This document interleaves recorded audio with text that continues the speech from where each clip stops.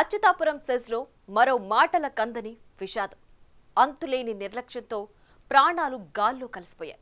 Safety లేదు, ఎప్పుడేం జరుగుతుందో తెలియదు. అసలే రెడ్ జోన్ ఫ్యాక్టరీలు. 2020 తర్వాత ప్రమాదాల తీవ్రత మరింతగా పెరిగినా యాజమాన్యాలది అదే నిర్లక్ష్యం. ఆ నిర్లక్ష్యం ఖరీదు 18 నిండు ప్రాణాలు. అవును, ఎసెన్షియా కెమికల్ ఫ్యాక్టరీలో జరిగిన ఘోర ప్రమాదం తీరని విషాదాన్ని నింపింది. మరి అక్కడే ఎందుకిలా జరుగుతోంది? సేఫ్టీ ఆడిట్ జరగడం లేదా? నిపుణులు లేకుండానే పనులు చేయిస్తున్నారా? ఎవరిది నిర్లక్ష్యం? సమస్యకు పరిష్కారం లేదా?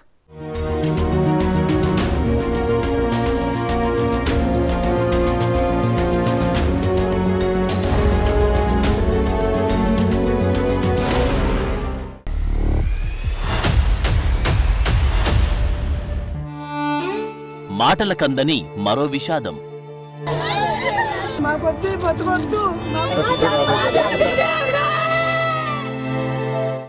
ఎసెన్షియా కంపెనీలో ఘోరం.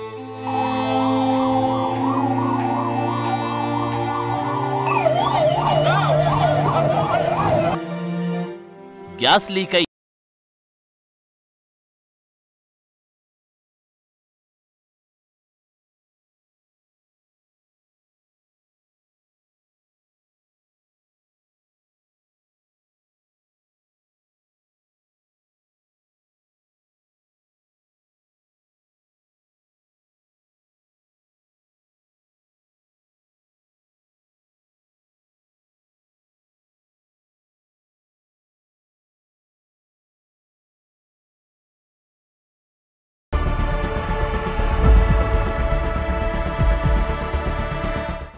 అయినా అదే అంతులేని నిర్లక్ష్యం.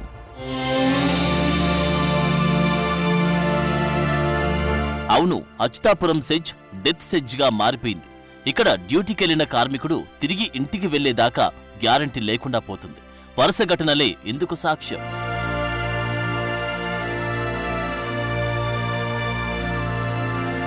ఆగస్టు 21 మధ్యాహ్నం 2:15 Escientia company Achyutapuram SEZ. Second shift డ్యూటీకి వచ్చేవారు అప్పుడే వచ్చారు. భోజన విరామ సమయమది. కొందరు పనిలో ఉన్నారు. అంతలోనే పెద్ద శబ్దంతో బిల్డింగ్లో అగ్నికిలలు ఎగిసిపడ్డాయి. దట్టంగా పొగలు కమ్ముకున్నాయి. Building roof కూలింది. గోడలు ధ్వంసమయ్యాయి. ఆ శకలాలు చాలా మంది మీద పడ్డాయి. ప్రాణాలు గాల్లో కలిసిపోయాయి. మొదట రియాక్టర్ పేలుడు అనుకున్నారు. కానీ సాల్వెంట్ లీకేజ్ వల్ల ప్రమాదం జరిగినట్లు గుర్తించారు. రసాయనిక ద్రావణాల లీకేజీని అరికట్టేందుకు ప్రయత్నిస్తుండగా గ్యాస్ లీక్ అయి దానికి ఎలక్ట్రిక్ స్పార్క్ తగిలి ఒక్కసారిగా పేలుడు జరిగింది. ఈ దెబ్బకు పై అంతస్తు గోడలు కూలిపోయాయి. దీంతో కూడా ప్రమాద తీవ్రత పెరిగింది. మృతుల సంఖ్య పెరిగేందుకు కారణమైంది. అన్నయ్య అండి చనిపోయింది. మా అన్నయ్య అండి. నాకు ఉన్నది ఒకడు అన్నయ్య అండి. మా నాన్నగారు చనిపోయి 10 ఏళ్ళు అయ్యిందండి. అప్పటి నుంచి మా అన్నయ్య కష్టాలు పడుతూనే ఉన్నాడండి. నన్ను నా కుటుంబాన్ని మా అన్నయ్య ఈదుకుంటూ వచ్చాడు. ఇప్పుడు మా అన్నయ్య దిక్కులేడండి. మాకు బతుకులు ఎవరు కావాలి? ఎవరో లేరండి. నేను మా అన్నయ్యనండి. ఇప్పుడు మా అన్నయ్య ఇదైపోయాడండి. ఇప్పుడు నాకు దిక్కు ఎవరండి? మేము ఎవరండి? మేము ఎలా బతకాలండి? పిల్లడునండి, పెళ్ళివిడండి. బాబుని భగవంతుడు మింగేశాడు కదండి. ఆ కంపెనీ వాడు మింగేశాడు కదండి నా కొడుకుని. నేను ఇంకొక 10 నిమిషాలు మాట్లాడితే నా బిడ్డ నాకు దక్కును. మా వారే అదేమండి. నాకు నా కొడుకు కూడా ఇప్పుడు ఏ ఆదాయం లేదండి. పరిస్థితి ఎలా ఉంటుందో కూడా తెలుస్తున్నారు. చనిపోయిన అతను మా అల్లుడండి. చిన్న పిల్లోడండి. 4 సంవత్సరాల పిల్లోడండి. 5 సంవత్సరాలు ఏందండి పెళ్ళయ్యి. ఇప్పుడు ఇలాగ అయిపోయిందండి. ఈ పిల్లని నెట్టుకుంటాను. ఈ పిల్లతో ఎలా ఉండాలో ఏంటో అర్థపడలేదండి. ఇంకా వస్తాడో అనుకున్నదండి. ఎసెన్షియా ఫ్యాక్టరీ 2 షిఫ్టుల్లో 381 మంది ఉద్యోగులతో పనిచేస్తుంటుంది. ఇది 2019 ఏప్రిల్లో 200 కోట్ల రూపాయల పెట్టుబడితో అచ్యుతాపురం సెజ్లో ప్రారంభమైంది. ప్రమాదం జరిగిన ఈ కంపెనీలలో ఇంటర్మీడియట్ కెమికల్స్, ఔషధాల తయారీలో కీలకమైన యాక్టివ్ ఫార్మాస్యూటికల్ ఇంగ్రీడియంట్స్ ఏపీఐలను తయారు చేస్తుంటారు. అనకాపల్లి జిల్లాలో స్పెషల్ ఎకనామిక్ జోన్ దాదాపు 10,000 ఎకరాల్లో 2009లో ఏర్పాటు చేశారు. అందులో 3,000 ఎకరాలు ఫార్మా సెజ్కు కేటాయించారు. దీన్నే అచ్యుతాపురం ఫార్మా సెజ్గా పిలుస్తారు. మొత్తంగా ఈ సెజ్లో 208 కంపెనీలున్నాయి. ఇందులో 130 వరకు రెడ్ కేటగిరీకి చెందిన ప్రమాదకర పరిశ్రమలున్నాయి. అంటే ఇదంతా డేంజర్ జోనే. మరి ఇన్ని కంపెనీలు ఉన్నా ఇక్కడ ఒక్క ఫైర్ ఇంజిన్ మాత్రమే ఉంది. అది కూడా ఏపీ ఐఐసి తరపున పెట్టారు. చాలా కంపెనీలు సేఫ్టీ చర్యలు తీసుకోకపోవడం కూడా ప్రమాద తీవ్రతను పెంచుతున్నాయి. చుట్టుపక్కల ఫైర్ స్టేషన్ల నుంచి ఫైర్ ఇంజిన్లను రప్పించి మంటలను ఆర్పారు. అది పరిస్థితి.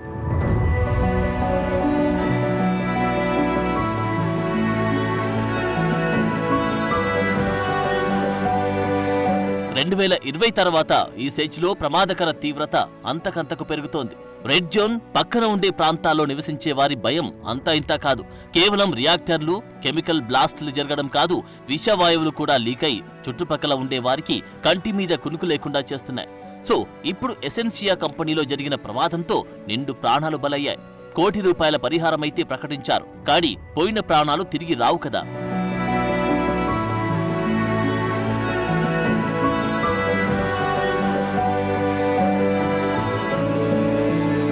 ఘటన గురించి తెలియగానే సీఎం చంద్రబాబు వెంటనే రియాక్ట్ అయ్యారు. హెల్త్ సెక్రటరీని అక్కడికి పంపించారు. కలెక్టర్తో మాట్లాడారు. అవసరమైతే ప్రాణాలు కాపాడడానికి ఎయిర్ అంబులెన్స్లు పెట్టాలన్నారు. బాధితులు చికిత్స పొందుతున్న హాస్పిటల్కి వెళ్లి పరామర్శించారు.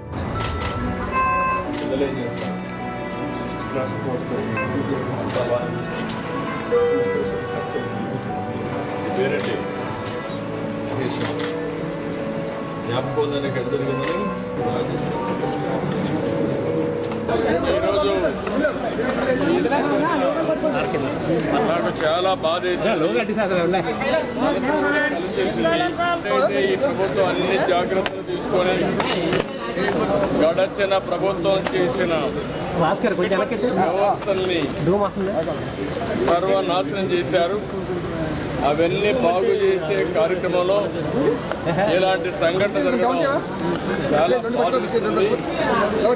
అయితే ఈ సంఘటన వల్ల దగ్గర 17 మంది చనిపోయారు, 36 మంది దెబ్బలు తగిలాయి, 10 మందికి మేజర్ దెబ్బలు ఉన్నాయి. ఈ ఘటనపై డిప్యూటీ సీఎం పవన్ కళ్యాణ్ కూడా స్పందించారు. ప్రతి వారం ఈ సెజ్లో ఏదో ఒక ప్రమాదం జరగడం బాధాకరమన్నారు. సంతాపం తెలిపి పరిహారం ఇవ్వడంతో సమస్య పరిష్కారం కాదని చెప్పడం ద్వారా మృతుల కుటుంబాల ఆవేదన ఏంటో అర్థం చేసుకున్నారు.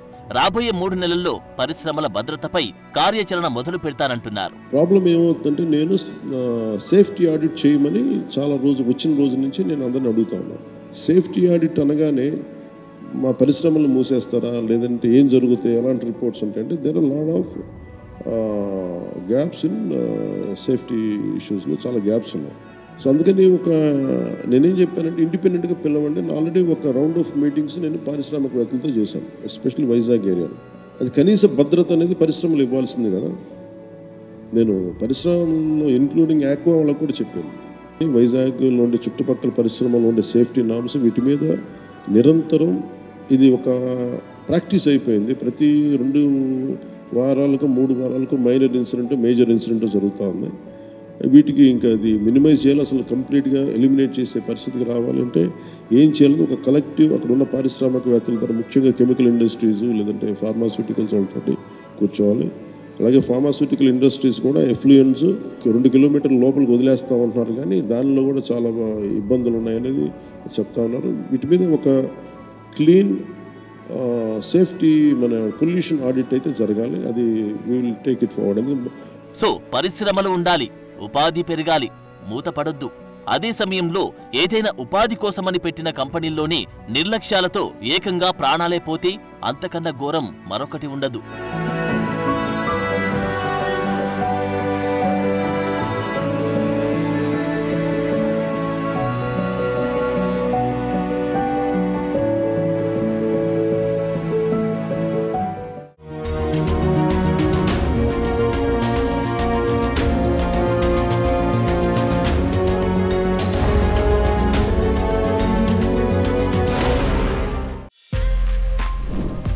For more videos like this, subscribe Big TV channel.